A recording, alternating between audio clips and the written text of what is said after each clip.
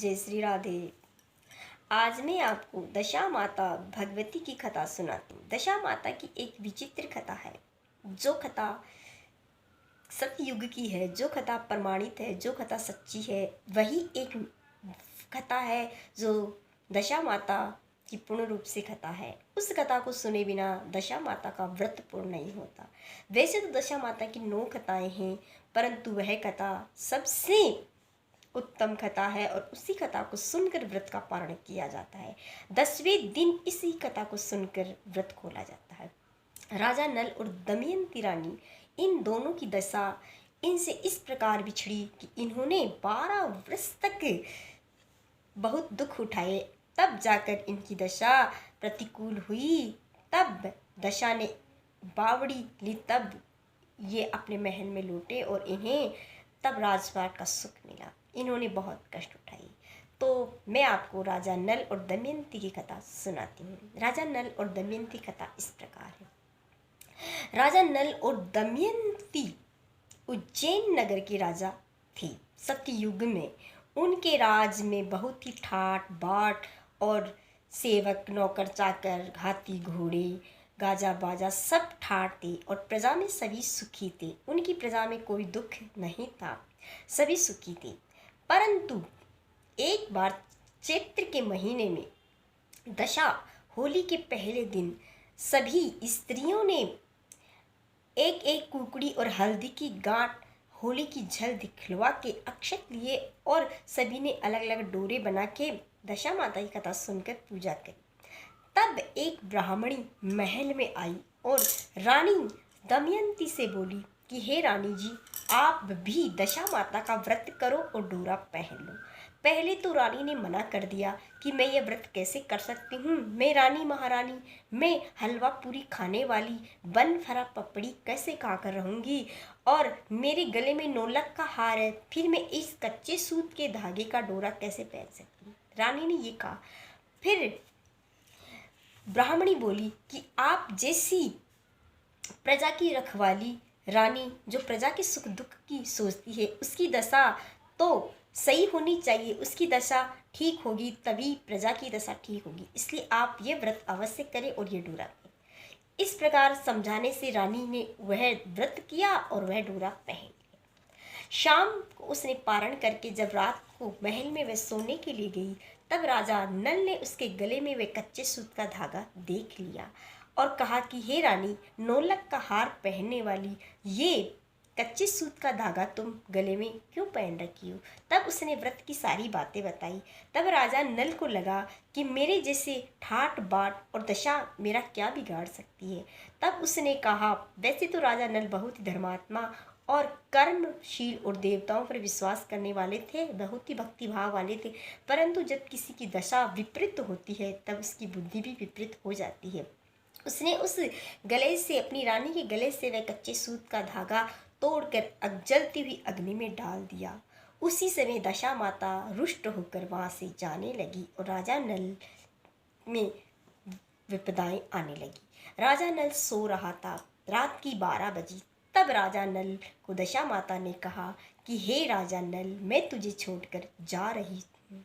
आभा की सी बिजली और होली की सी झल उसे दिखाई दी। राजा नल डर के जगा। तब रानी ने उसे पूछा तो उसने बताया, आभा की सी बिजली और होली की सी झल, ऐसी एक स्त्री थी और वह मुझे बोल रही थी कि हे राजा नल, मैं तुझे छोड़कर जा रही हूँ। तब रानी ने कहा, कोई बात नहीं, जो हुआ सो हुआ, जो हमारे भाग्य में लिखा है वह हो जाएगा। सुबह हुई तो देखते हैं कि महल के सारे कांगरे, जो उनकी महल की ठाट बाट की मिसाल थी, वह धरती पर आ गई। जो सबसे ऊंची दिशा में थे उनकी महल के कांगरे नीचे उगे और महल में पत्ते खड़खड़ाने लगे। भोजनालय में अन्न का एक दाना नहीं रहा। राजा और प्रजा सभी में अन्न की कमी हो गई। सारी प्रजा दुखी हो गई। राजमहल में सारे धन दौलत सब लुट गया। इस प्रकार राजा परम गरीब हो गया और उसके महल में कोई न रहा। अब राजा नल ने सोचा कि यहाँ रहकर तो मैं कुछ कर नहीं सकता, अब मुझे कहीं दूसरी जगह जाकर अपनी प्रजा के लिए कुछ न कुछ करना चाहिए। कम से कम मेरी प्रजा जैसी भी है उस हाल में रह लेगी, परंतु मैं अपना पेट भरूं इसके लिए तो मुझे बाहर ही जाकर करना पड़ेगा। राजा नल ने एक ब्राह्मणी से कहा कि मेरे महल में शाम सुबह दिया जला देना, मैं तुम्हें अपनी बहन समझूंगा। तब राजा नल वह मान गई कि मैं शाम सुबह इसमें दिया जला दूंगी। महल में जितने भी लोग थे सब छोड़कर चले गए क्योंकि राजा की दशा बिगड़ गई थी।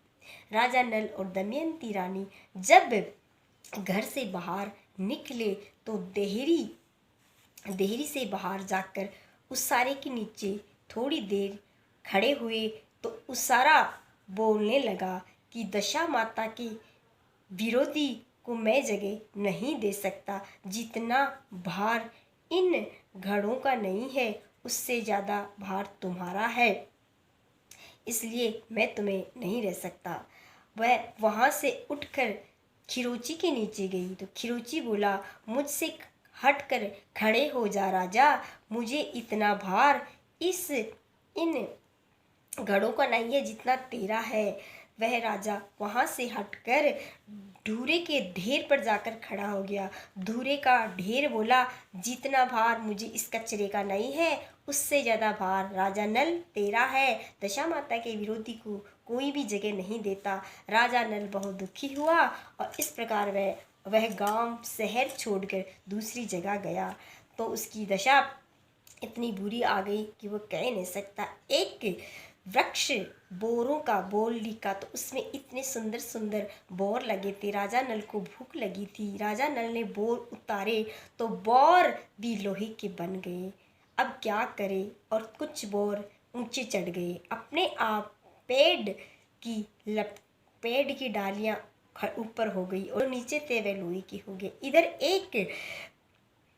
एक गुजरी आई छाछ का घड़ा लेकर, सभी को छाछ बांट रही थी। राजा नल ने छाछ बांटी तो उसने मना कर दिया कि मैं तुम्हें छाछ कैसे पिला सकती हूँ, छाछ बड़ी मेहनत से बनती है।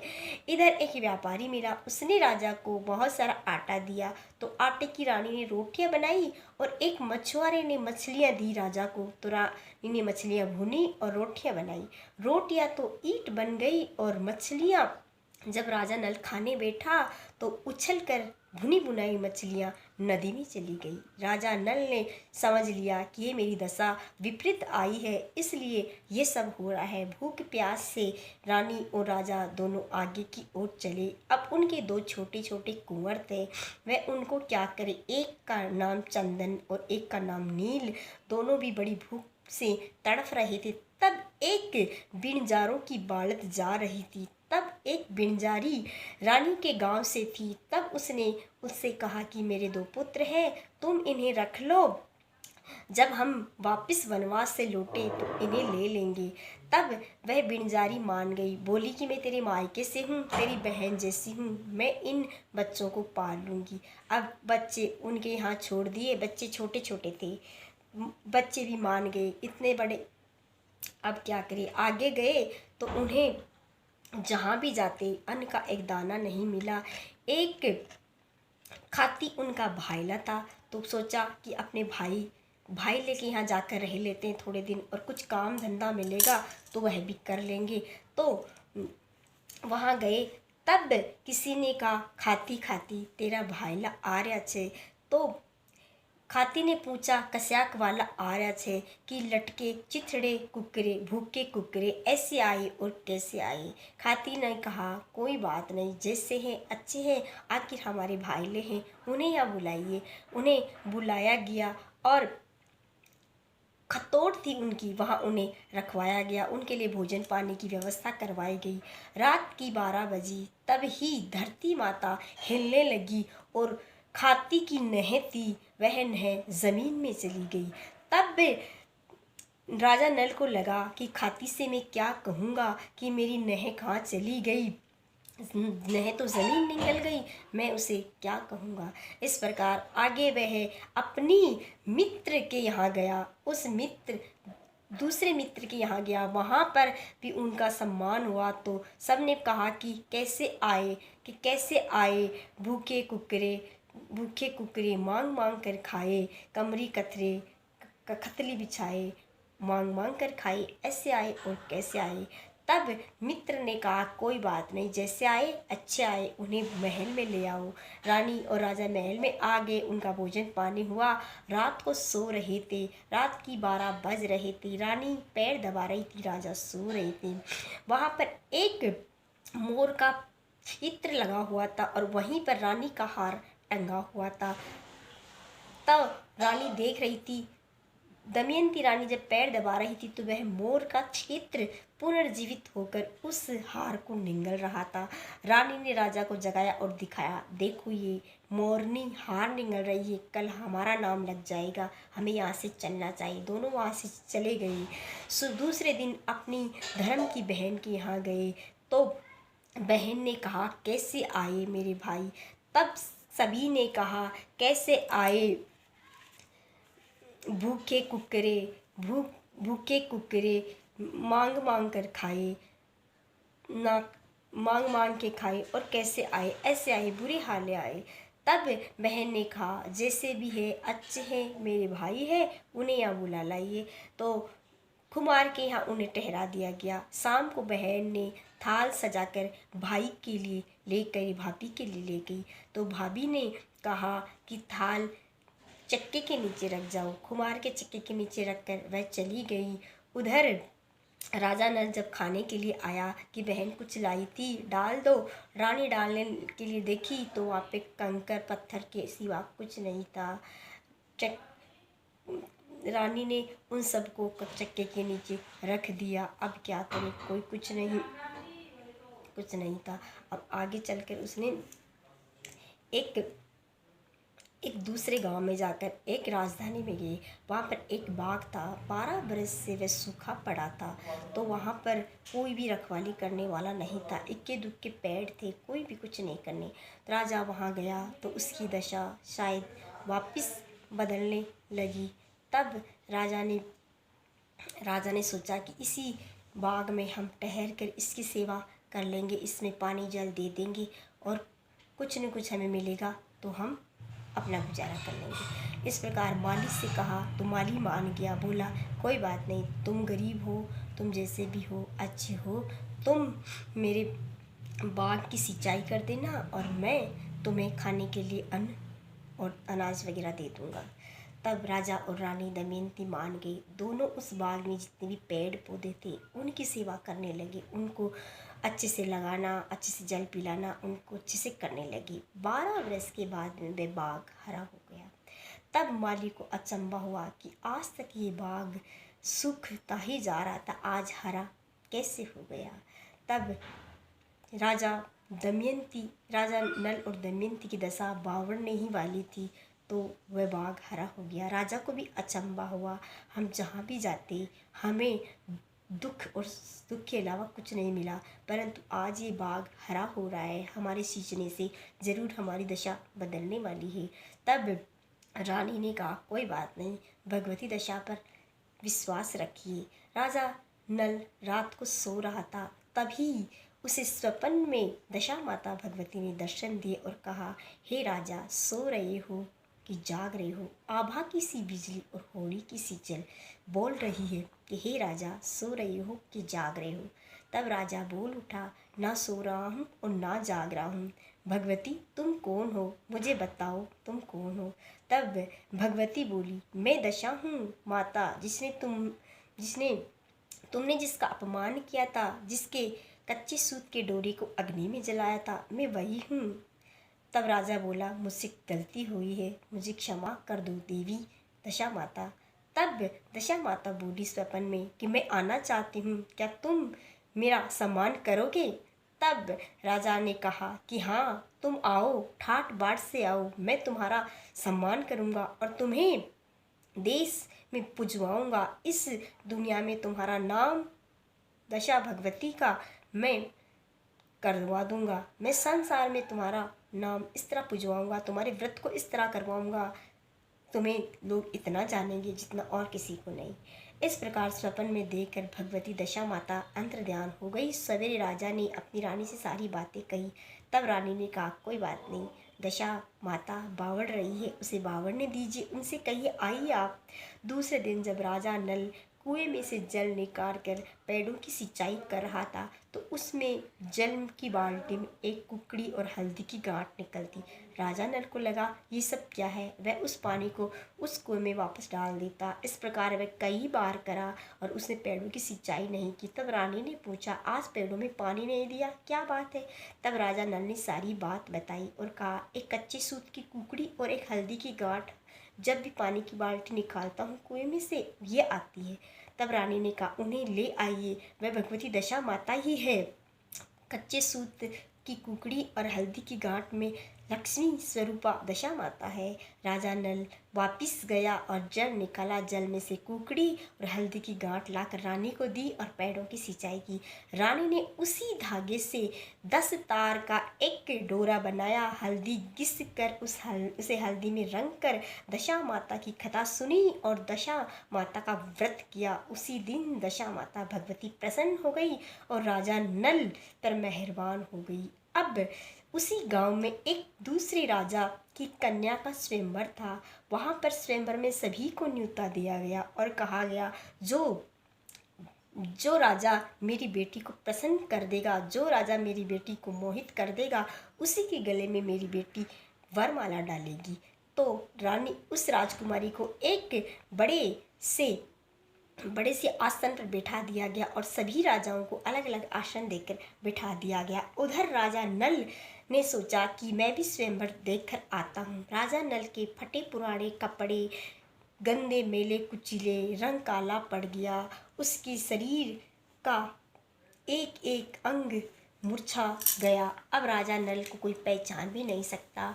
वो उसकी दशा ऐसी हो गई। परंतु राजा नल ने सोचा कि मैं बड़े बड़े स्वयंवरों में जाके मैंने रानी दमयंती को बहुत बड़े स्वयंवर में हासिल किया है, तो क्या मैं देखने भी नहीं जा सकता। एक राजा होते हुए आज मेरा राशि ठाट बाट ना सही, परंतु उस राजा ने तो सभी राजाओं को निमंत्रण दिया है और मैं वैसे तो एक राजा हूँ ही। इस प्रकार वह सोचकर रानी ने कहा, ठीक है, आपका मन है तो आप जाइए, परंतु उन राजाओं के साथ तो आप बैठ नहीं सकते, आप गरीबों में बैठ जाइए। अब वह एक दूसरी जगह चला गया, एक अलग गरीबों में, वहाँ जहाँ पर कई नौकर चाकर बैठे रहते वहाँ बैठ गया और राजा के यहाँ राजकुमारी का स्वयंवर शुरू हो गया। तब पंडित ने शुभ मुहूर्त में उस राजकुमारी से कहा कि हे राजकुमारी, आपको इन राजाओं में से जो भी वर उत्तम और सर्वोच्च प्रिय लग रहा है उसके गले में आप वरमाला डालिए, जो आपको मन में प्रसन्न करने वाला हो, जो आपको जीतने वाला है। सभी राजाओं का परिचय दिया और सभी प्रकार से रानी को राजकुमारी को बताया गया। पर राजकुमारी ने सभी राजाओं के गले में, किसी भी राजा के गले में हार नहीं डाला, क्योंकि उन्हें कोई भी पसंद नहीं किया। वह राजा नल जो बाहर सबसे पीछे बैठा था उसी के गले में जाकर हार डाल दिया। सभी अचंभित हो गए, इतने बड़े राजकुमार, इतने बड़े योद्धा वीर बैठे और एक भिखारी के गले में हार डाल दिया। राजकुमारी ने ये गलत किया, राजकुमारी से गलती हो गई, राजकुमारी का स्वयंवर दोबारा होगा। तभी सभी ने कहा, कोई बात नहीं, अब दूसरी बार अच्छे से करो। दूसरी बार राजा ने अपनी बेटी राजकुमारी से हार डालने के लिए कहा, परंतु राजकुमारी ने घूम फिर कर राजा नल के गले में ही हार डाल दिया। अब सभी लोग कहने लगे, ये तो गलत हुआ, 3 बार का चांस होता है, एक बार और देख लेते हैं। इस राजा नल को यहाँ किसी को पता नहीं था कि राजा नल इस भिखारी को यहाँ से हटाया जाए, इसलिए नहीं तो ये यहाँ रहेगा तो ये भूल कर यहीं आ जाएगी। वहाँ पर उसने जो गोबर की थपेड़ी होती है उनके थपेड़ी का ढेर लगा था, उस थपेड़ी के ढेर में राजा नल को छुपा दिया गया कि तुम इनमें छिप जाओ और यहाँ मत आना, तुम देखने आए हो, महानुभाव हो, भिक्षुक हो, हम तुम्हें निकाल तो नहीं सकते, पर इस थपेड़ी के ढेर में छुप जाओ, तुम यहाँ मत आना। राजा नल थपेड़ी के ढेर में थपेड़ी में डूब कर बैठ गया ढककर। अब राजकुमारी को वरमाला डालने के लिए कहा गया। राजकुमारी ने उसी थपेड़ी में छिपे हुए राजा नल के ऊपर वरमाला डाली और सभी ने कहा कि ये विवाह तो पूर्ण रूप से हो गया है, क्योंकि 3 बार राजकुमारी ने इसी भिखारी के गले में डाली है। हम इतने बड़े योद्धा वीर आए, हम सबका ये अपमान हुआ है, क्योंकि राजकुमारी ने तो किसी भिखारी के गले में हार डाला है। तभी राजा नल थपेड़ियों से बाहर निकला और बोला, मैं कोई भिखारी नहीं हूँ, मैं राजा नल हूँ। तभी सब लोग हंसने लगे। देखो देखो, ये राजा नल है। क्या तुमने कभी युद्ध किया है? क्या कभी तुमने किसी के महल को देखा है? इस प्रकार उसे उल्हाना देखने लगे। तभी राजा नल ने कहा कि हाँ, मैं एक देश का राजा हूँ और मेरे पास सब कुछ था, परंतु मेरी दशा विपरीत हो गई, इसलिए मैं आज इस हाल में हूँ। मैं 12 वर्षों से अपना देश छोड़कर दूसरे देश में आकर बैठ अलग वेश में हूँ। राजा ने कहा, परंतु किसी ने ये नहीं सुनी, क्योंकि उसे लोग भिखारी ही समझते थे। सब लोग उसका मजाक उड़ाकर चले गए। इधर उस राजकुमारी के पिता जो राजा थे, उन्हें दुख भी हुआ कि एक भिखारी के गले में हार डाल दिया। अब क्या करें, इसी को अपना जामाता बनाना पड़ेगा। और उन्हें नहला दहला के उन्हें कपड़े पहना कर अपने महल में बुलवाया गया। राजकुमारी का विवाह उसके साथ हो गया। एक दिन की बात है कि राजकुमारी अपने पति राजा नल के साथ महल की ऊपर की छत पर थी और वहाँ पर शाम के समय बैठी बैठी बातें कर रही थी राजा नल से। उसी समय अच्छी अच्छी फुहारें राजा नल के गांव से आ रही थी, शहर से आ रही थी। तब राजा नल को मन में विचार आया कि इस दिशा में मेरा शहर है, मेरी राजधानी है, परंतु आज 12 वर्ष से मैं अपनी राजधानी को छोड़कर इस गांव, इस शहर में हूँ। ये सोच ही रहा था मन में। तभी राजकुमारी ने पूछा, स्वामी मुझे बताइए, आपको क्या कष्ट है, क्या दुख है? मैं प्रसन्न हूँ, आप जैसे भी हैं, गरीब है अमीर है, मुझे इससे कोई फर्क नहीं पड़ता।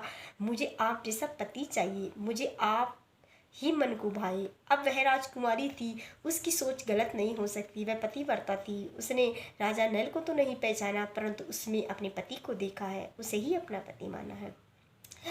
तब राजा नल ने उस राजकुमारी को अपने जीवन की सारी व्यथा बता दी। तब राजकुमारी को बहुत ही प्रसन्नता हुई और बोले, आप राजा नल है और आपकी बड़ी रानी दमयंती वह कहाँ है? तब उन्होंने कहा कि वह माली है, उनके बगीचे में हमने अपनी कुटिया बना रखी, वहीं रहती है। तब सवेरे हुई और राजकुमारी ने अपने पिता से सारी बातें बताई और कहा कि ये कोई ऐसे वैसे पुरुष नहीं है, ये राजा नल और इनकी रानी दमयंती, ये दोनों 12 वर्षों से वनवास में रह रहे हैं। इनकी राजधानी छिन गई, इनका ठाट बाट सब चला गया, इनकी दशा विपरीत हो गई। तभी राजा ने राजा के माथे पे चंद्रमा और पैर में पद्म देखा तो वह समझ गए कि ये तो राजा नल ही है।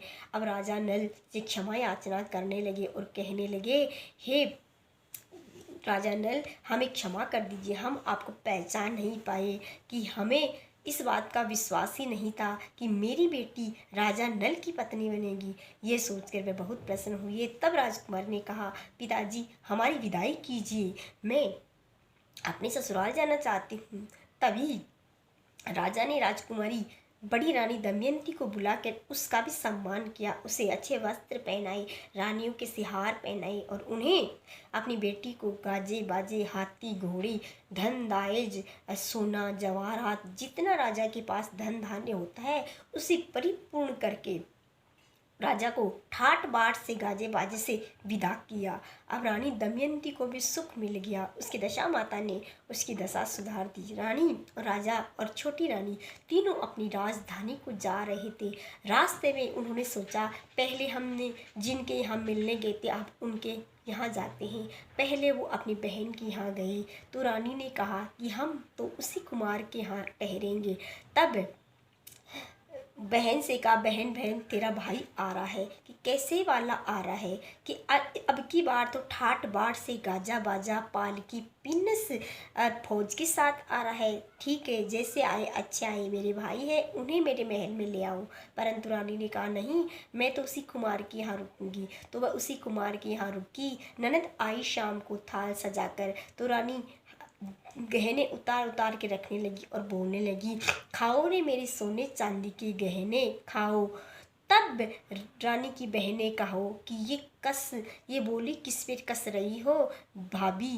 तब रानी ने कहा कि कुछ नहीं बोली और ननद की तरफ देखा तो ननद ने कहा, भाभी पहले भी मैं थाल सजा के लाई थी और अब की बार भी थाल सजा के लाई। तुम्हें यकीन नहीं आ रहा तो चक्के के नीचे देखो। चक्के के नीचे देखा तो वहाँ पर मोतियों कहा ढेर पड़ा है, उन्हें ले लिया और ननद को दे दिया। कहा ननद जी उस वक्त हमारी दशा खराब थी, आपका इसमें कोई दोष नहीं। अब दूसरे दिन आए तो मित्र के यहाँ आए तो सभी ने मित्र से कहा मित्र मित्र राजा नल आ रहे हैं आपकी राजधानी में। तो कहा कैसे? कशाक वाला आर्या से। तो कई लोग बोले कि अच्छे हाल वाला आ रहे हैं, गाजे बाजे पाल की पिन्नस और फौज के साथ आ रहे हैं। तो सबने कहा बहुत अच्छी बात, उन्हें हमारे महल में ले आओ। तो राजा महल में आ गए। दूसरे दिन रात में राजा नल सो रहे थे और दमयंती रानी उनके पैर दबा रही थी। वही मोरनी जो हार को निगल गई थी 12 वर्ष पहले, वह उगल रही थी। राजा नल ने अपने मित्र को बुलाया और दिखाया, मित्र उस दिन हमारी दशा खराब थी इसलिए ही मोरनी इस हार को निगल गई थी और आज निखार रही है। तब मित्र ने कहा मित्र मैं तुझ पे कलंक नहीं लगा रहा हूँ, मुझे इस बात का तो ज्ञात भी नहीं था, परंतु तुम पहले भी मेरे लिए वैसे ही थे, आज भी वैसे ही हो, क्योंकि मित्र तो आखिर मित्र होता है। इस प्रकार वहाँ से रवाना हो गए। आगे गए तो अपने खाती भाईले के यहाँ गए तो खाती भाईले से कहा खाती खाती थारा भाईला आर्या छे। तो सब लोग ऐसे बोले तो कहा कि किस एक वाला आर्या छे, कि बहुत ही अच्छा वाला है, गाजा बाजा पाल की पिनस कहार के साथ आ रहा है, बड़ी फौज लेकर आ रहे हैं, सोने चांदी हाथी घोड़े के साथ आए। ठीक है जैसे भी आए अच्छे आए, हमारे महल में ले आओ, हमारे चौबारे में ले आओ। तो उनकी चौबारे में ले आए तो वहीं जहाँ पर पहले सोए थे वहीं पर ठहरे और ठहरे तो उसी रात की 12 बजे से जो खाती की नह थी काम करने की, वह नह धरती माता फटी और उगल रही थी।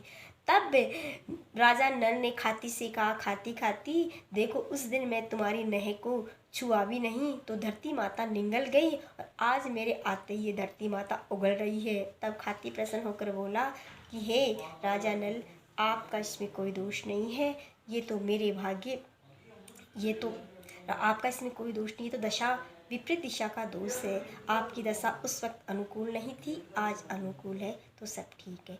इस प्रकार राजा नल सभी से मिलकर अपने गांव में प्रवेश कर गया। उधर वही गुजरी आई तो कहने लगी महाराज जी छाछ पी लीजिए। तब गुजरी से कहा, उसे बहुत सारा धन दिया, कहा नहीं नहीं छाछ तो उस वक्त ज़रूरत थी, अब तो मुझे ज़रूरत नहीं है, पेट भरा है। उधर वह व्यापारी मिला तो राजा नल ने उसे बहुत कुछ दिया, कहा उस दिन तुमने मुझे आटा दिया था परंतु मैं तुम्हें कुछ नहीं दे सकता।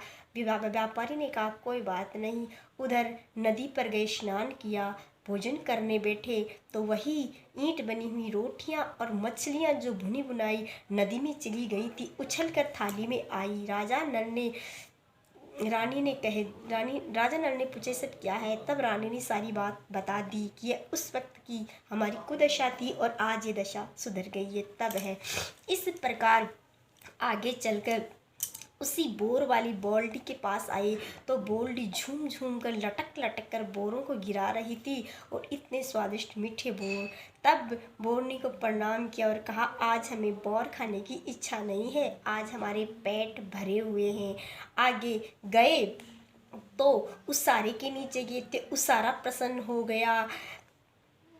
कचरे के ढेर के नीचे गए तो वह भी प्रसन्न हो गया, जहाँ भी जाते सब प्रसन्न हो जाते और राजा नल को प्रणाम करके राजा नल से मीठे वचन बोलते। राजा नल सभी को धन देते और सभी को विदा करते। इस प्रकार अपने गांव में प्रवेश कर गए। गांव में प्रवेश करने से पहले अपनी बहन बिनजारी से मिले तो बिनजारी ने कहा कि मैंने इन पुत्रों को 12 वर्षों से पाल पोस कर बड़े किए, मैं आपको कैसे दे सकती हूँ। रानी ने कहा ये पुत्र तो मेरे ही है, मुझे दे दीजिए, ये मेरे आगे के राज्य करने वाले हैं, राजा बनने वाले हैं, पर और तुम्हें इनके पालन पोषण में जितना खर्चा हुआ और तुम्हें इनकी धर्म माता के नाम से बताया जाएगा। परंतु वह लुहारनी नहीं मानी। राजा नल और दमयंती रानी महल में गए। महल में जाने वाले तभी गांव वाले लोग सोचने लगे कोई दूसरा राजा आया है, वह उनके लिए उपहार लेकर आए कि उनको प्रसन्न करके रखा जाए, वरना वह हमारे राज्य पर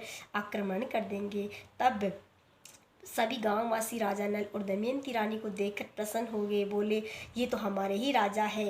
राजा ने सभी को प्रणाम किया, सभी के हालचाल पूछे और सभी को बहुत सारा धन दिया, सारी प्रजा को सुखी कर दिया। और महल में प्रवेश करने से पहले सभी से कहा, बिनजारी से हमारे पुत्रों को लेकर आओ।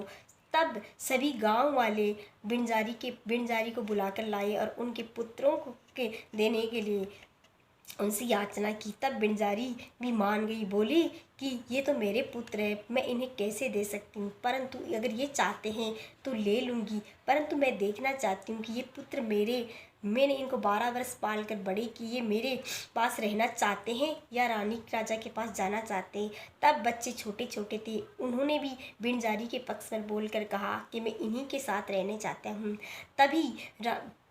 तभी उन दोनों को आमने सामने खड़ा कर दिया गया और पंडितों ने कहा कि अगर रानी इन्हें बेटा कहकर बुलाए और इनके स्तनों से दूध निकलकर उसके मुख में चला जाए तो ये इनके बच्चे होंगे। तभी रानी ने उन्हें बेटा बेटा कहकर पुकारा तो रानी के स्तनों से अपने आप दूध झरकर उन दोनों बच्चों के मुख में चला गया। दोनों बच्चों ने रानी के गले लग गए और कहने लगे, हम अपने माँ बाप के साथ ही रहेंगे। इस प्रकार राजकुमारों को भी उन्होंने प्राप्त कर लिया। जो दिया जलाने वाली कन्या थी उसका कन्यादान किया, उन्होंने उसे अपनी बेटी बनाई और राजमहल के जो कांगरे नीचे गिर गए थे सभी खड़े हो गए। जब सारे कांगरे खड़े हो गए तब राजा नल ने एक कांगरे को अपने हाथ से नीचा कर दिया और कहा, मेरी दशा जो बिगड़ी थी, विपरीत आई थी, ये किसी को पता चले, इसलिए एक कांगरे को नीचे रहना चाहिए। तभी से वह कांगरा नीचे ही रहा और राजा नल की दशा बिगड़ी इसका प्रमाण है वो। तभी राजा नल ने सारे गांव में ढिंढोरा पिटवा दिया, सारे शहर में, सारे राज्य में, कि सब स्त्रियां दशा माता का व्रत करें और राजा नल और दमयंती में जो दशा का प्रवाह हुआ उसकी कथा सुनी। इस प्रकार सभी ने व्रत किया और रानी ने दशा माता की पूजा धूमधाम से की, पपड़ियाँ बनवाई, बनफरे बनवाए, गुंजिया बनवाया और दशा माता की बड़ी पूजा की, दीप जलाए और सभी सुहागिनों को श्रृंगार का सारा सामान उनकी झोली में डालकर उनको भोजन करा के उन्हें विदा किया। तब से दशा माता उनके महल में जल के कुएं में प्रवेश कर बोली कि आज से राजा नल, मैं आपके महल में सदा सदा के लिए रहूंगी और आपका नाम युगों युगों तक जाना जाएगा, इसलिए क्योंकि मैंने आपको 12 वर्ष तक अस्त व्यस्त कर दिया और आपने मेरी पूजा और मेरा व्रत करके मुझे अपने महल में जगह दे दी, क्योंकि मैं भक्ति और व्रत के बिना कभी प्रसन्न नहीं होती, परंतु आप दोनों ने सभी दुखों को भोगते हुए मेरे व्रत का पालन किया है, इसलिए मैं आप पर प्रसन्न हूँ और आपके महल में सदा के लिए प्रवेश करूँगी।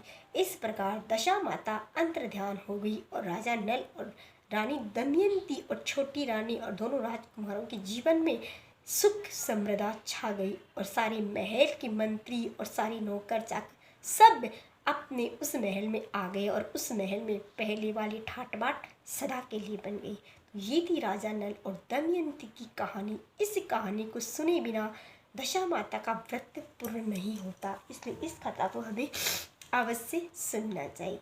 बोलो भगवती दशा माता की जय।